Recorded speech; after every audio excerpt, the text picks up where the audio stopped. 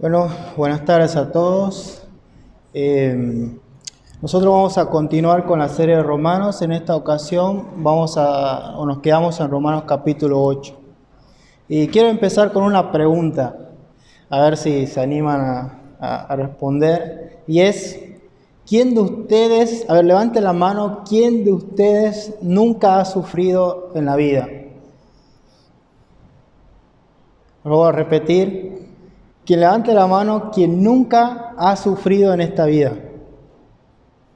Yo creo que lo más obvio es que todos hemos sufrido, pero ¿de qué manera hemos sufrido?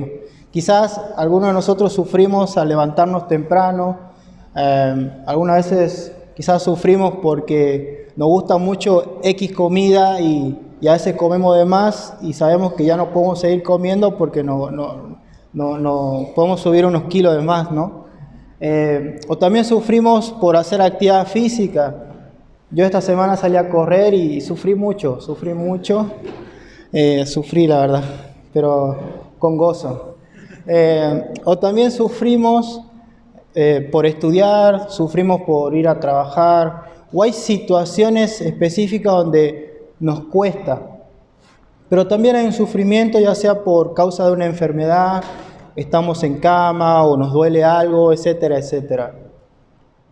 El tema es que el sufrimiento está en todo nuestro proceso de vida, desde que nacemos hasta que nos toque morir.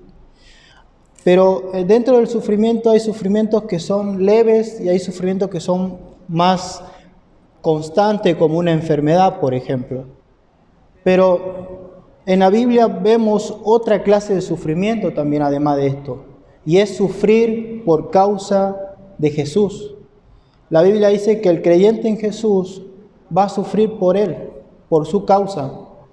Y en esta tarde vamos a ver que en este presente que estamos viviendo vamos a sufrir aflicciones y sufrimientos, pero que Dios promete a sus hijos una eternidad de gloria, donde no habrá más dolor, no habrá más llanto, ni enfermedad. Entonces, lo que quiero decir es que el sufrimiento es algo real, todos lo vivimos, pero también hay algo maravilloso o una promesa maravillosa de Dios para los que son seguidores de Jesús. Así que los invito a que vayan conmigo a Romanos capítulo 8, versículo 18 al 25. Romanos capítulo 8, versículo 18 al 25.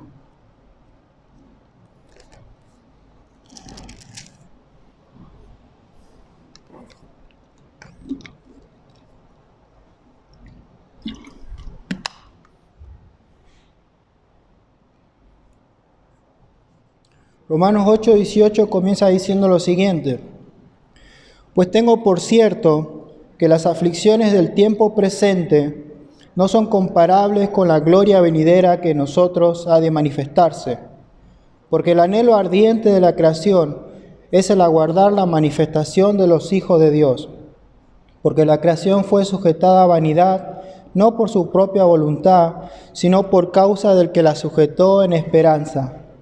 Porque también la creación misma será libertada de la esclavitud de corrupción a la libertad gloriosa de los hijos de Dios. Porque sabemos que toda la creación gime a una y a una con dolores de parto hasta ahora. Y no solo ella, sino que también nosotros mismos, que tenemos las primicias del Espíritu, nosotros también gemimos dentro de nosotros mismos, esperando la adopción, la redención de nuestro cuerpo. Porque en esperanza fuimos salvos, pero la esperanza que se ve no es esperanza. Porque lo que alguno ve, ¿a qué esperarlo? Pero si esperamos lo que no vemos, con paciencia lo aguardamos. Amén. El primer punto habla acerca de el sufrimiento y la gloria. Tiene el mismo nombre que el mensaje, el sufrimiento y la gloria. Y el versículo 18 comienza diciendo: pues tengo por cierto que las aflicciones del tiempo presente. Aquí aflicciones también significa sufrimientos. Es decir, que hay algo que deben tener por cierto los que son creyentes en Jesús. Ahora, dice que las aflicciones del tiempo presente, ¿a qué se refiere? Las aflicciones del tiempo presente no solamente se refiere a lo que nosotros podemos experimentar en esta vida, ¿sí? Una de las tantas causas del por qué nosotros sufrimos o nos enfermamos o morimos es por causa del pecado, porque vivimos en un mundo que está corrompido por el pecado y donde nosotros, la humanidad, está corrompida también por el pecado. Y eso produce el sufrimiento y el dolor.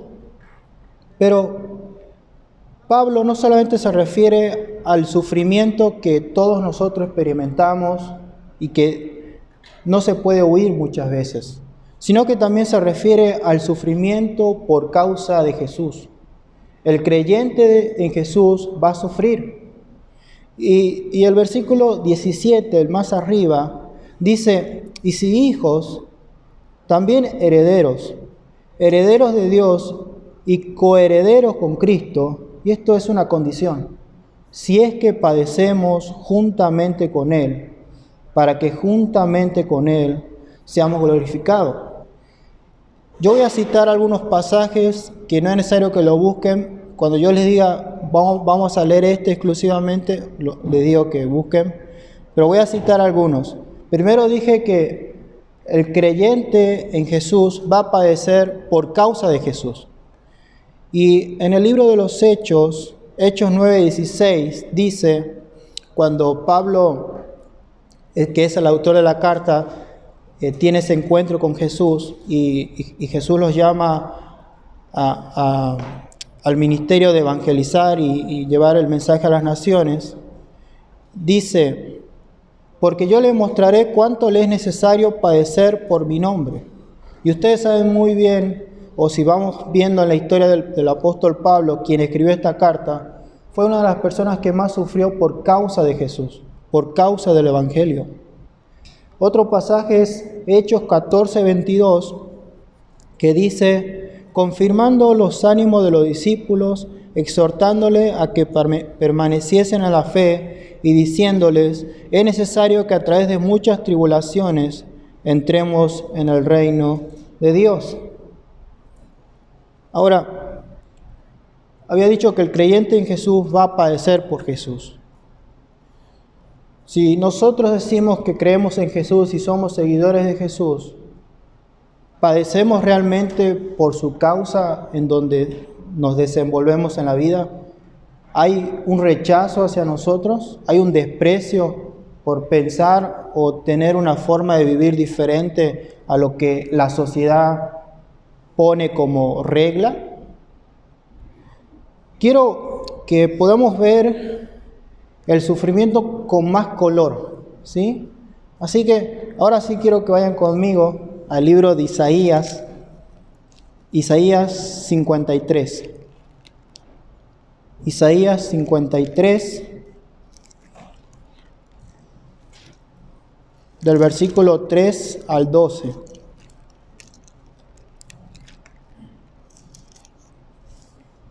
¿Quién fue Isaías?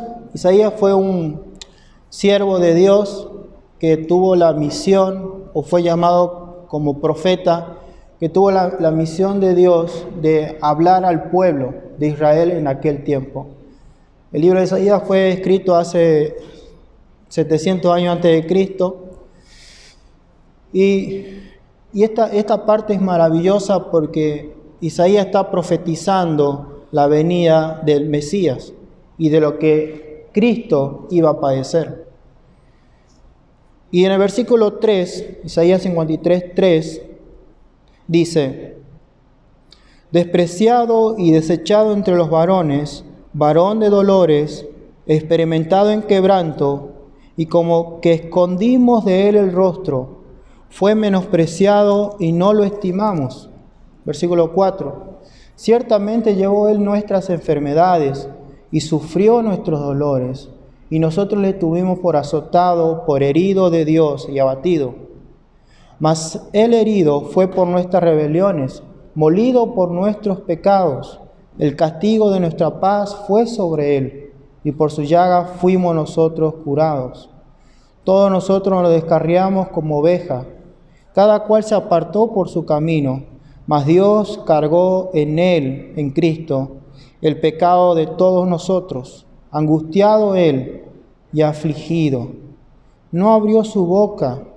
Como cordero fue llevado al matadero, y como oveja delante de sus trasquiladores, enmudeció y no abrió su boca. Por cárcel y por juicio fue quitado, y su generación, ¿quién la contará? Porque fue cortado de la tierra de los vivientes, y por la rebelión de mi pueblo fue herido. Y se dispuso con los impíos su sepultura, mas con los ricos fue en su muerte. Aunque nunca hizo maldad ni hubo engaño en su boca. Con todo eso Dios quiso quebrantarlo, sujetándole a padecimiento. Cuando haya puesto su vida en expiación por el pecado, verá el linaje, vivirá por largos días, y la voluntad de Dios será en su mano prosperada. Y el último, el versículo 12, dice: por tanto yo le daré parte con los grandes, y con los fuertes repartirá despojos, por cuanto derramó su vida hasta la muerte, y fue contado con los pecadores, habiendo él llevado el pecado de muchos y orado por los transgresores. Es increíble. Sí, algún día quizás sería muy bueno desmenuzar cada versículo, porque tiene muchas cosas muy buenas. Pero no hay duda de que Cristo fue Dios, es Dios, y Él experimentó el dolor más extremo que cualquier ser humano puede experimentar en esta vida. Y no solamente para los primeros cristianos en el origen del cristianismo, sino que durante la historia hubo muchas personas que estuvieron dispuestas a padecer por Cristo. Y muchos creían que morir crucificado o morir martirizado era un privilegio, porque ellos pensaban, si el Maestro, si Cristo Jesús murió en una cruz, lo menos que me puede pasar a mí es esto.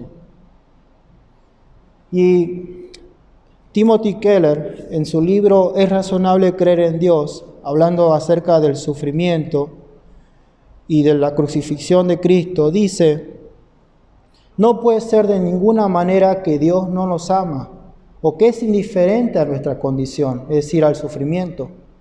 Dios se toma tan en serio nuestras desgracias y nuestro sufrimiento que estuvo por ello dispuesto a asumirlo en su propia persona, es decir, al morir en la cruz. Pero ¿saben qué? Cuando Cristo dice: Dios mío, ¿por qué me has desamparado?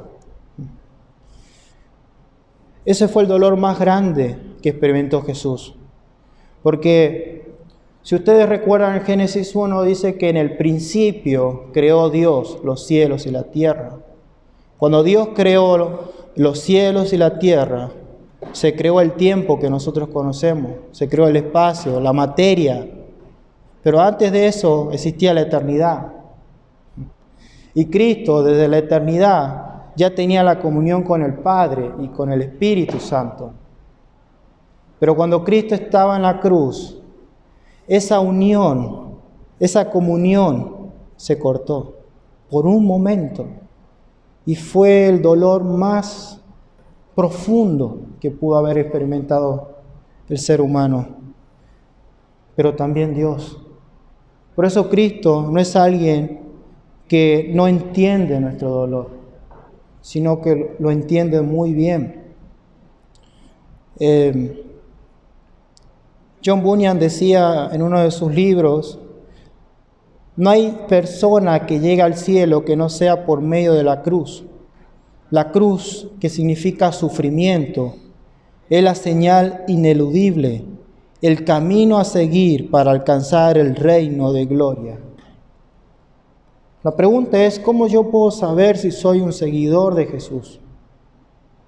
El seguidor en Jesús es aquel que no negocia sus principios y convicciones por el entorno en que vive.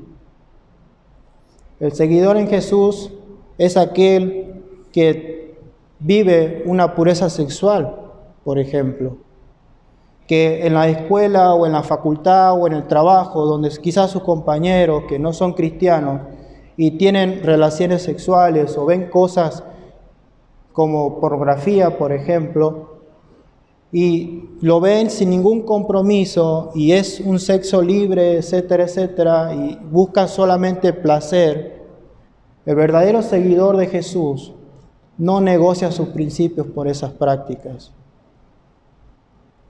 El seguidor de Jesús es aquel que no hace trampa en un examen, por ejemplo.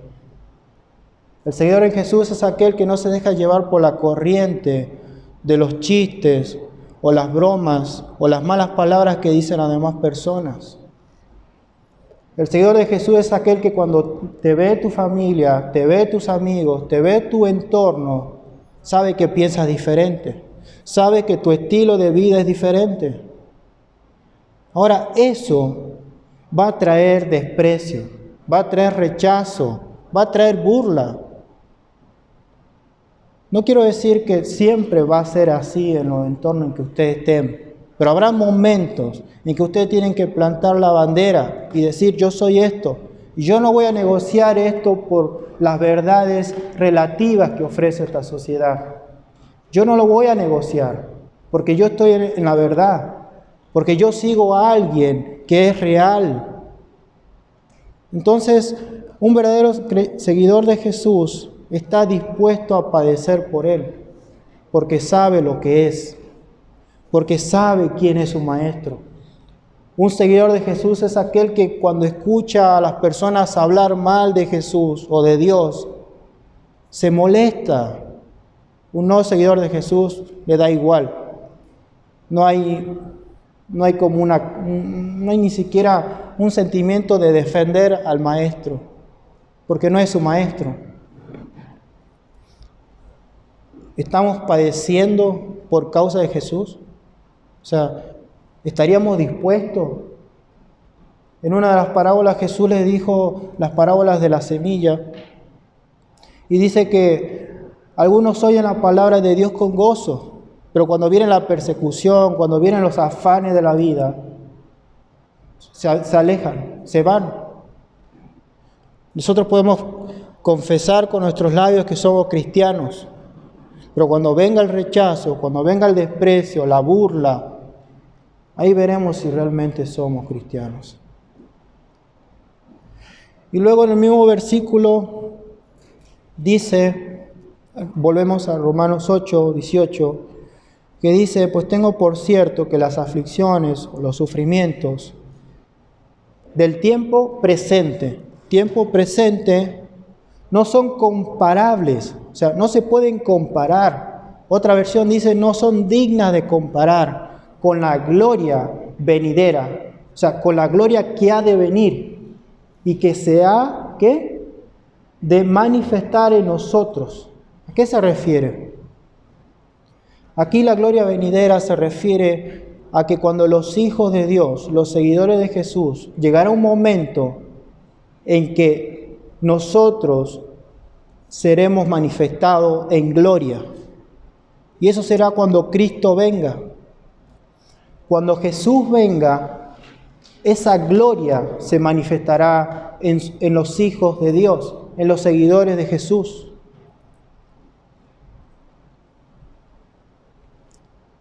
Ahora, aquí Pablo hace un contraste. Sufrimiento del tiempo presente no se puede comparar con la gloria que ha de manifestarse en nosotros. Yo sé que el año pasado muchos de los que están aquí habrán visto el Mundial y habrán hinchado por Argentina, más allá si son o no argentinos, y han sufrido, y yo entiendo su dolor, pero llegamos a la final, ganamos la final y ya no había más dolor. No importaba cuántos partidos hayamos sufrido, pero después fuimos al obelisco y saltamos y bueno, todas esas cosas, ¿no? Ahora imagínense yo pudiera viajar por el tiempo y yo volviera al inicio, y yo le dijera a ustedes, mire, Argentina, el primer partido va a perder, y después otros partidos va a sufrir bastante también, pero va a ganar el Mundial. ¿Ustedes cómo van a ver el sufrimiento? O el hincha de fútbol, ¿cómo verá el sufrimiento? Con una sonrisa, porque sabe que se viene o que va a ganar el Mundial. Entonces ese sufrimiento no va a ser nada para él, porque sabe que al final Argentina ganará. Ahora, para mis amigos brasileros, si yo le dijera a los que son de Brasil, miren, Brasil va a perder con Croacia y va a quedar fuera del Mundial y no va a ganar el Mundial, pero el próximo Mundial va a ganar. Ahora, ¿cómo van a ver el sufrimiento?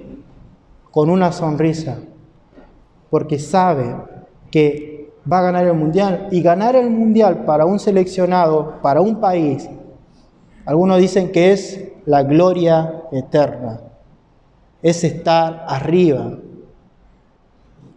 Lo más raro es que esa gloria a veces dura 4 años. Ahora, ¿cuánto más la gloria eterna en Dios? El Dios creador de todo lo que existe. No se puede comparar el sufrimiento del tiempo presente con esa gloria que ha de manifestarse. John Piper, en su libro Hermanos, no somos profesionales, él dice que la gloria de Dios es el resplandor de su santidad. Y él, hablando de su santidad, dice: Dios es santo en su absoluta singularidad. Todo lo demás pertenece a una clase. Nosotros somos humanos, Robert es un perro, el roble es un árbol, la Tierra es un planeta, la Vía Láctea es una entre 1.000 millones de galaxias, Gabriel es un ángel, Satanás es un demonio, pero solo Dios es Dios. Y por lo tanto es santo, totalmente diferente, preciso, único. Todo lo demás es creación, solo Él crea. Todo lo demás comienza, solo Él siempre fue. Todo lo demás depende, solo Él es suficiente. Por lo tanto, la santidad de Dios es sinónimo de su infinito valor. Increíble. No hay duda de que el solo hecho de que el creyente en Jesús pueda imaginar esa gloria, no hay comparación, porque solo Él es Dios. Él está por encima de todo. Ahora, el creyente en Jesús verá el sufrimiento como algo totalmente breve. A ver, ¿cuánto puede vivir una persona promedio? 80, 90 años. Si lo comparamos con la eternidad, no hay comparación. No hay comparación. Entonces, el creyente en Jesús no solamente está dispuesto a padecer por Jesús, ¿sí? Y ojo, no me refiero solo a la parte física, sino a las palabras, los pensamientos, las difamaciones y todo eso. Ahora, el creyente en Jesús está dispuesto a padecer, ¿sí? Pero él tiene la seguridad de que hay algo mejor. Y por lo tanto, el creyente en Jesús, al tener este concepto de la gloria, vive este mundo como un peregrino y extranjero. Vive como un peregrino y extranjero. Y no vive afanado por las cosas que ofrece este mundo. No se enreda por las tentaciones que ofrece este mundo. Ve hacia lo eterno por medio de la fe. Y a medida que el creyente en Jesús va creciendo en santidad, anhela más las cosas de arriba. El no creyente no, se afana por esta vida terrenal. y y no ve más allá de la eternidad. El segundo punto habla acerca de la esperanza futura. Y el versículo 18 dice, pues tengo por cierto, 19, dice Pablo acá, antes de leer, Pablo va a hablar de la creación. Y Pablo va a personificar la creación, es decir, le va a dar atributos que las personas tienen en la creación. Y dice que el anhelo ardiente o el anhelo impaciente de la creación, aquí la creación se refiere a la naturaleza, al universo, se refiere a los hijos de Dios también, pero no se refiere a los ángeles caídos y a la gente que va a ser condenada. Y dice, el anhelo ardiente de la creación es el aguardar la manifestación de los hijos de Dios. Es decir, que la creación, el mundo en que vivimos, anhela desesperadamente que los hijos de Dios se manifiesten. Esto se conoce como la glorificación. Cuando el creyente en Jesús, este cuerpo de muerte, este cuerpo corruptible, tendrá un cuerpo incorruptible y estará en la eternidad con Cristo. Y acá, ¿por qué anhela la creación esto? Y el versículo 20 dice, porque la creación fue sujetada a vanidad. Aquí se refiere a vanidad en el sentido de que la creación tiende a corromperse, tiende a degradarse. Y si ustedes observan, nuestro planeta cada vez se va deteriorando más. Y el hombre, por el hombre caído, por su pecado, contamina más el medio ambiente. Y la tierra cada vez se deteriora más. Y dice que la creación fue sujetada a vanidad, no por su propia voluntad, sino por quién, sino por causa del que la sujetó en esperanza. Quiero que vayan conmigo a Génesis 3. Génesis capítulo 3, versículo 15.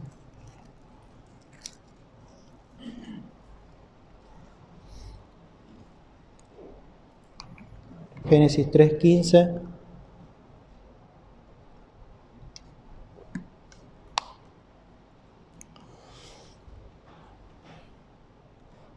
Aquí Adán y Eva habían pecado y Dios da la sentencia.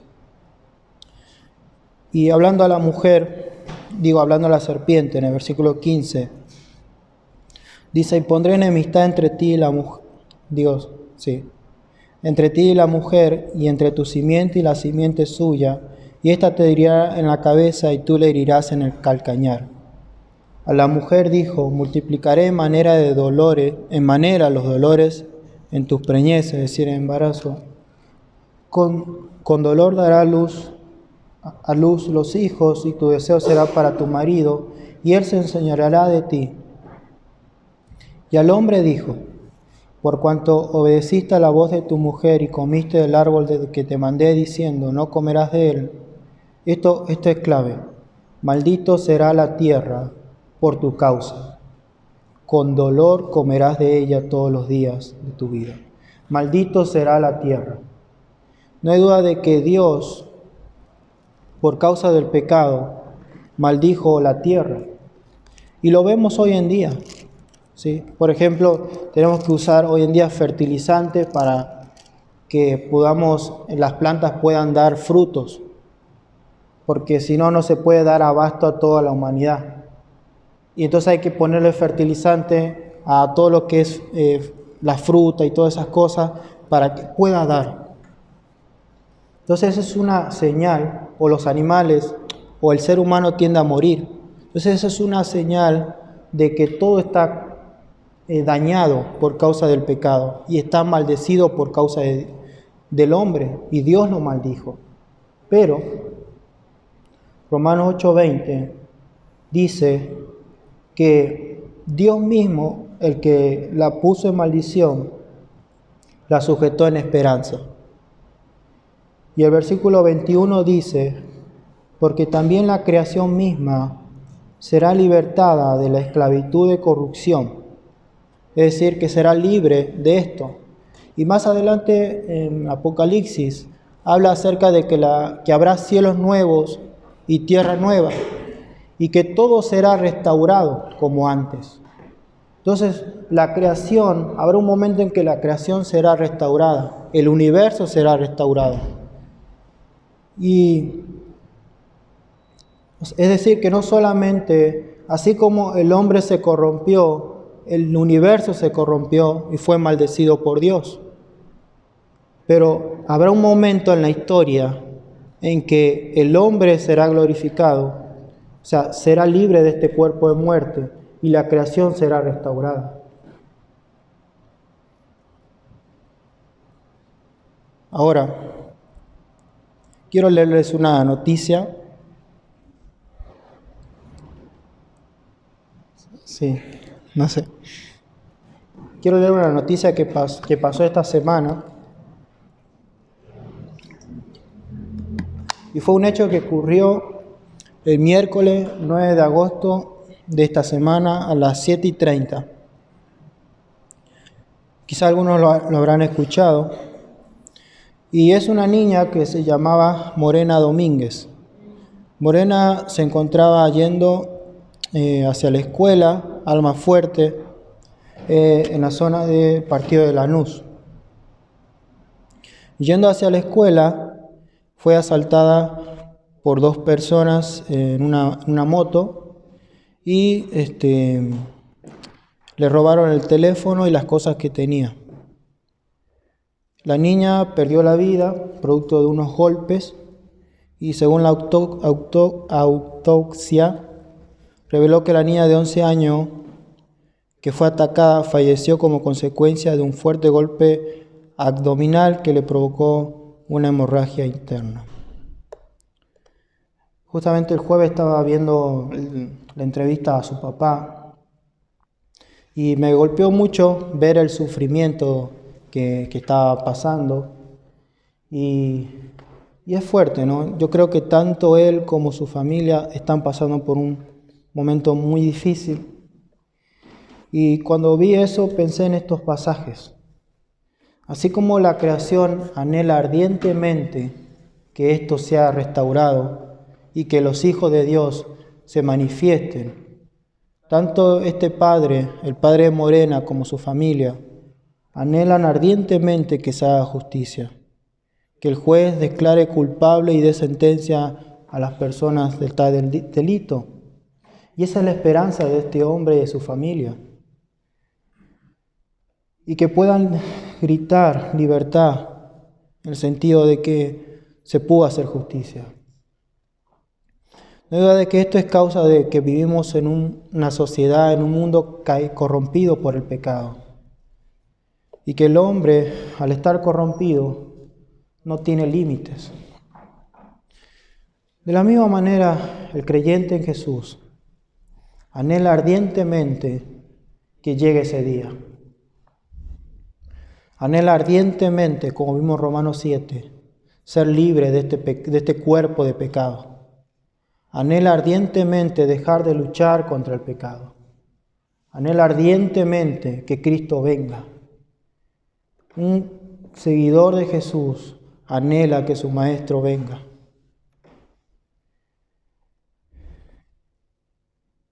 Jonathan Edwards decía, sella la eternidad en mis ojos.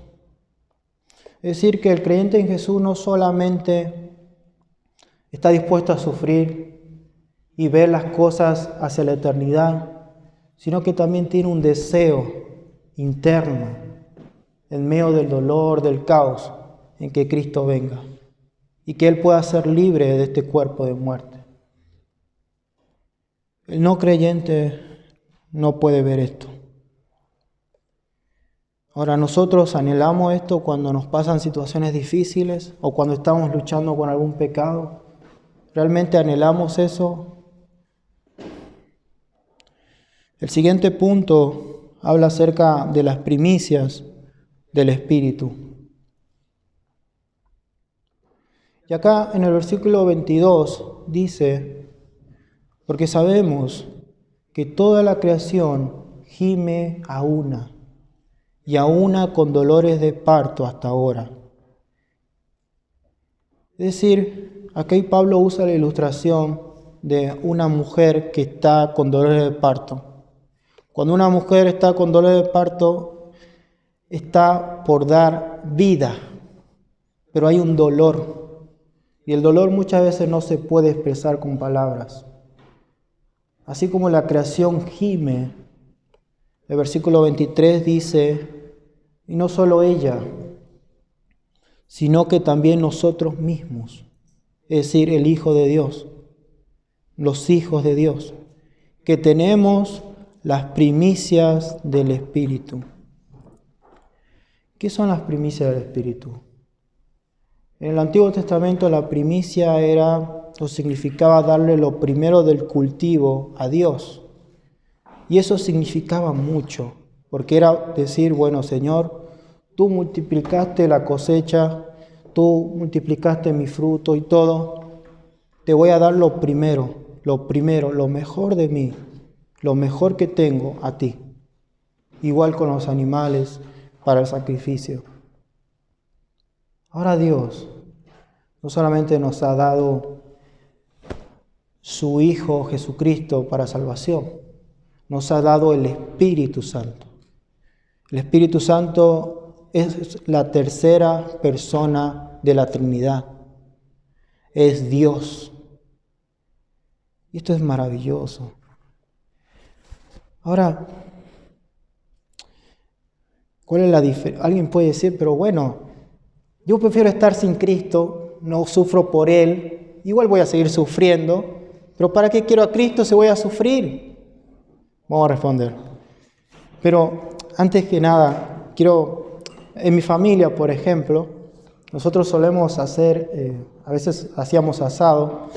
Yo muy pocas veces hice asado, lo admito, pero cuando hacía un tío, por ejemplo, y la carne ya empezaba a cocer, empezaba a tirar un humo, el humo, y ese humo era un olor muy rico.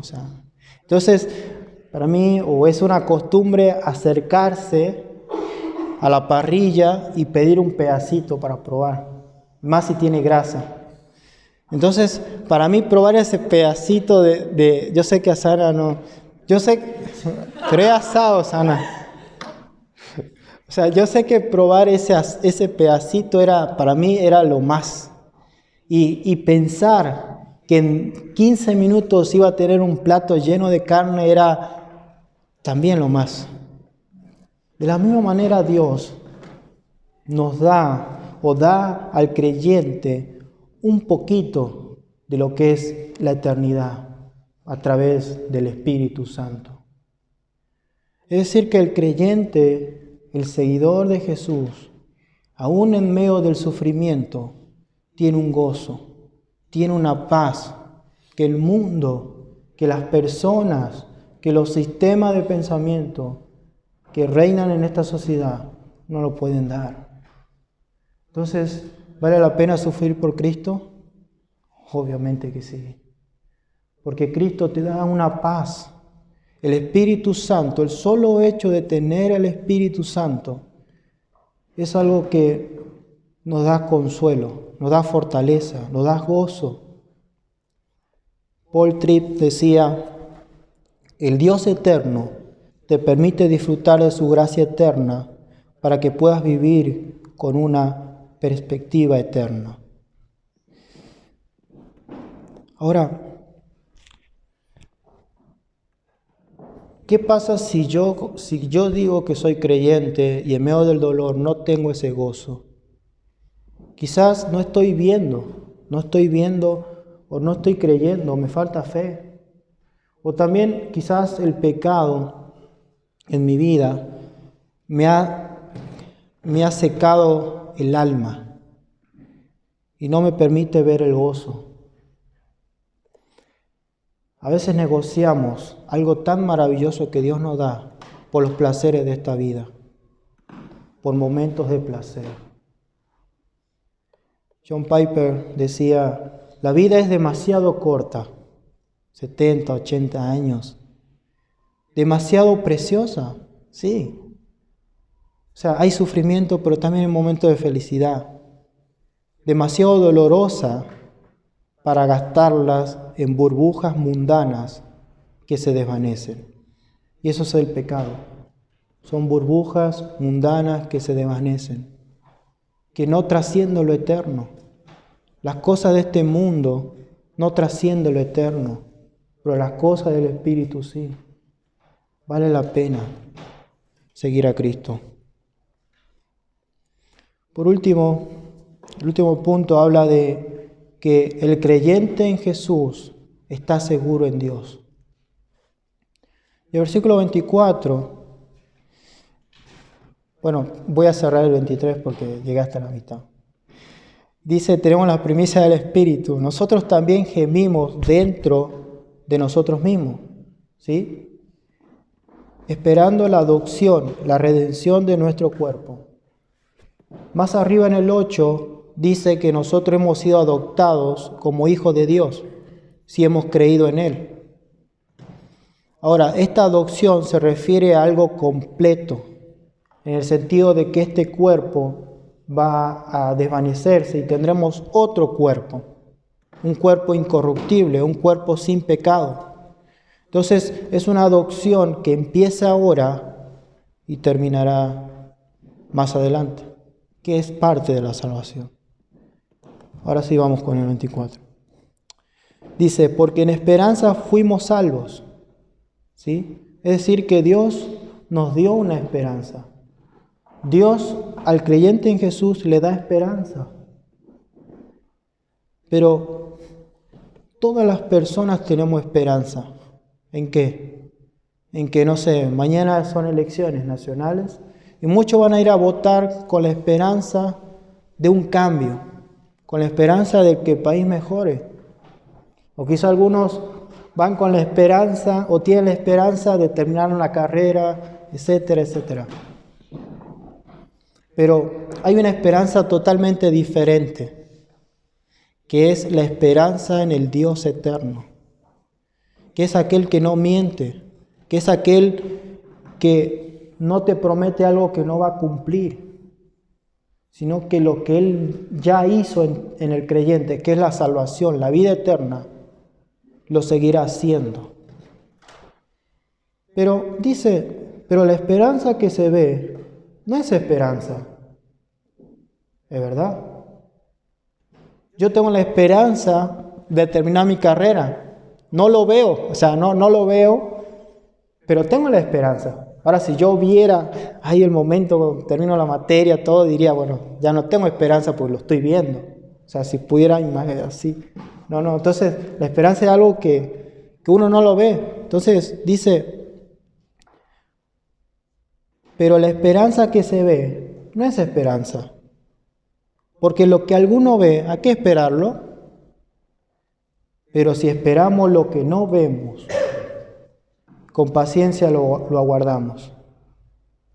Es decir, que la esperanza, con paciencia, en otra, más en el idioma original, significa resistir firmemente. Y esto está relacionado con perseverar.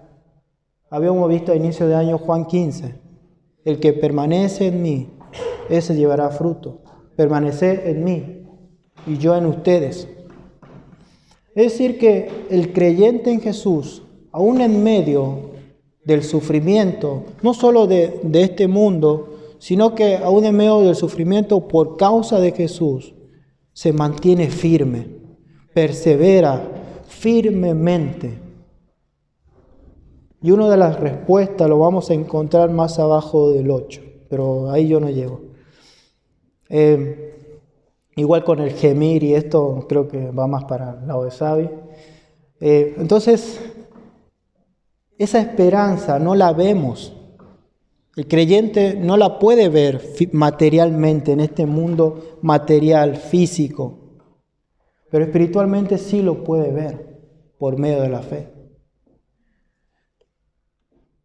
Ahora, esta esperanza dice que con paciencia lo aguardamos. Entonces, el verdadero creyente en Jesús es aquel que se mantiene firme. Miren, chicos, yo soy sincero, ¿no? Pero acá dentro de 10 años, muchos de los que estamos aquí quizás no estemos. Quizás nos volvamos a nuestro país o a nuestra ciudad. O quizás hayamos dejado el cristianismo, o la iglesia, o la fe.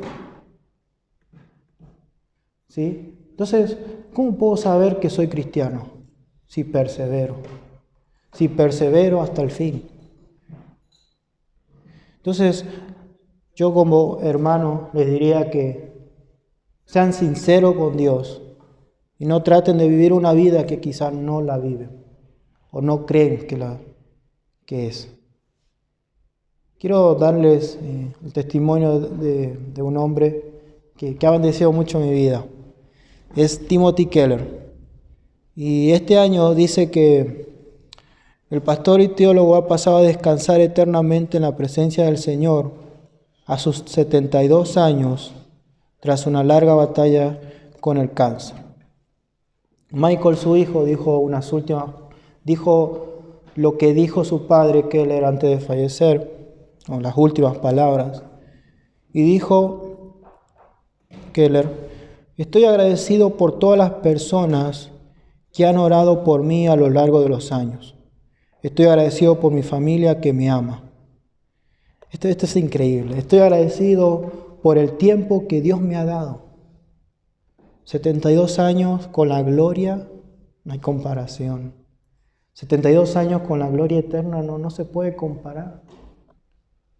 Y dice: pero estoy listo para ver a Jesús. Para ver a Jesús. No puedo esperar para ver a Jesús. Envíame a casa. No hay duda que el creyente anhela estar con Jesús, pero mientras vive en este mundo, sabe que tiene que luchar contra el pecado, que tiene que perseverar, que tiene que estar dispuesto a sufrir por su causa algunas veces. Pero sabe que le espera algo mucho mejor, algo que es seguro, que es certero, que es la eternidad con Dios, con el Hijo de Dios también.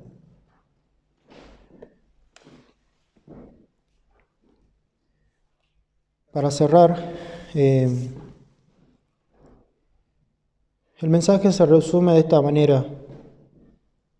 Habrá momentos en que vamos a sufrir, ¿sí? Quizás un dolor leve o un dolor prolongado, pero también vamos a sufrir por causa de su nombre, si creemos que somos seguidores de Jesús, si creemos en Él. Pero el creyente en Jesús anhelará que llegue ese día. Anhelará que llegue ese día. John MacArthur decía que lo que va a sorprender a un cristiano no son las calles de oro o todo lo maravilloso que ve ahí, sino que ya no va a luchar más contra el pecado, que ya no habrá lucha contra el pecado. Eso será uno de los mayores deleites del Hijo de Dios, de los que creen que son hijos de Dios. Oramos. Dios Padre, te damos gracias por hablarnos a través de tu palabra en esta tarde. Señor, solamente tú conoces nuestros corazones, solamente tú sabes lo que somos delante de ti. Quizás pensamos que podemos vivir nuestra vida como queremos y podemos huir de los sufrimientos que ofrece esta vida. Y quizás podamos hacerlo, pero sabemos también que nos espera una eternidad en el infierno, donde el sufrimiento será eterno. Señor, realmente queremos ser sinceros contigo y entender que tú no solamente quieres salvarnos, sino que quieres darnos el propósito original que siempre has querido dar a la humanidad, glorificarte a ti, Señor, y estar en la gloria contigo. Te pedimos, Padre, que que nos ayudes a hacer tu voluntad, si creemos que somos tus hijos, pero si no lo somos, que podamos arrepentirnos de nuestros pecados, que podamos confesarlo y clamar a ti, Señor, para que Jesús entre a nuestra vida, para que Jesús tengamos una relación con Él, para que podamos ser salvos y ver esta vida terrenal más allá de lo que es. Te damos gracias en el nombre de Jesús. Amén.